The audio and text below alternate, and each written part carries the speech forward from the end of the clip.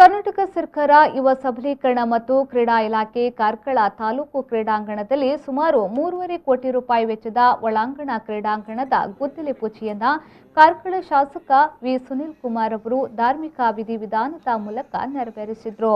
ಈ ಸಂದರ್ಭದಲ್ಲಿ ಮುಖ್ಯ ಅತಿಥಿಗಳಾಗಿ ಆಗಮಿಸಿದ ಅಂತಾರಾಷ್ಟ್ರೀಯ ಕ್ರೀಡಾಪಟು ರೋಹಿತ್ ಕುಮಾರ್ ಕಟೀಲ್ ಅವರು ಮಾತನಾಡಿ, ನಮ್ಮ ಕಾರ್ಕಳ ತಾಲೂಕಿನಲ್ಲಿ ಹಲವು ಮಂದಿ ಉತ್ತಮ ಕ್ರೀಡಾಪಟುಗಳಿದ್ದು ರಾಜ್ಯ, ದೇಶ, ಅಂತಾರಾಷ್ಟ್ರೀಯ ಮಟ್ಟದಲ್ಲಿ ಹೆಸರನ್ನ ಹಾಗೂ ಪದಕಗಳನ್ನು ಗಳಿಸಿದ್ದಾರೆ।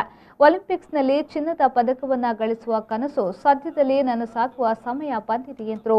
ಇವತ್ತು ನಾವು ಅಂತಾರಾಷ್ಟ್ರೀಯ ಮಟ್ಟವನ್ನು ಭಾರತವನ್ನು ಪ್ರತಿನಿಧಿಸಿ ಹೋಗಿದ್ದೇವೆ।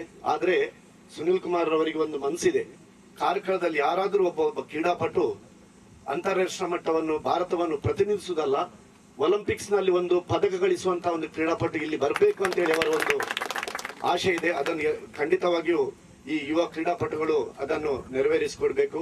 ನಂತರ ಶಾಸಕ ಸುನಿಲ್ ಕುಮಾರ್ ಅವರು ಮಾತನಾಡಿ, 2 ವರ್ಷಗಳ ಹಿಂದೆ ಖೇಲೋ ಇಂಡಿಯಾ ಯೋಜನೆಯಡಿ ಈ ಕ್ರೀಡಾಂಗಣ ಮಂಜೂರಾಗಿದೆ। ಆ ದಿನದ ಸಚಿವರಾಗಿದ್ದ ಅನಂತ್ ಕುಮಾರ್ ಅವರ ಪರಿಶ್ರಮದಿಂದ ಈ ಕ್ರೀಡಾಂಗಣ ನಿರ್ಮಾಣವಾಗಲು ಸಾಧ್ಯವಾಗಿದೆ ಎಂದು ಹೇಳಿದರು।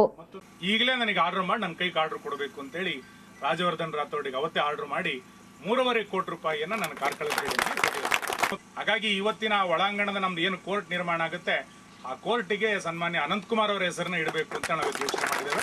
ಅದನ್ನ ಮಾಡುತ್ತೆ ಕ್ರೀಡಾಂಗಣ ಮತ್ತು ಭಾರಿ ಪರಿಶ್ರಮ ಪಟ್ಟು ಮಾಡಿರುವಂತ ಕ್ರೀಡಾಂಗಣ, ಇದರಿಂದ ಬಹಳ ದೊಡ್ಡ ಪ್ರಮಾಣದಲ್ಲಿ ಪರಿಶ್ರಮ ಪಟ್ಟಿದ್ದೇವೆ। ವೇದಿಕೆಯಲ್ಲಿ ಜಿಲ್ಲಾ ಪಂಚಾಯತ್ ಸದಸ್ಯ ಉದಯ್ ಶೆಟ್ಟಿ, ರೇಷ್ಮಾ ಉದಯ್ ಶೆಟ್ಟಿ, ತಾಲೂಕು ಪಂಚಾಯತ್ ಅಧ್ಯಕ್ಷೆ ಸೌಭಾಗ್ಯ ಮಡಿವಾಳ್, ಪುರಸಭೆ ಅಧ್ಯಕ್ಷೆ ಸುಮಾ ಕೇಶವ್, ಮಹೇಶ್ ಶೆಟ್ಟಿ, ಪುರಸಭೆ ಅಧಿಕಾರಿ ರೇಖಾ ಜೆ ಶೆಟ್ಟಿ, ಸಹಾಯಕ ಯೋಜನಾ ಸೇವಾ ಕ್ರೀಡಾಧಿಕಾರಿ ನಿತೀಶ್ ಕುಮಾರ್ ಮುಂತಾದವರು ಉಪಸ್ಥಿತರಿದ್ದರು।